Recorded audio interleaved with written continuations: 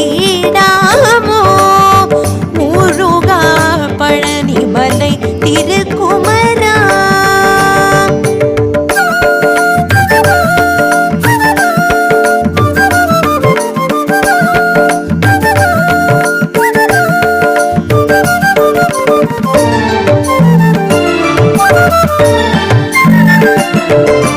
குழலின் ஓசையும் யாழின் இசையும் தும்புரு நாதமும் மதுர சங்கீதமும் சதங்கையின் ஒலியும் சங்கின் முழக்கமும் தாலாட்டின்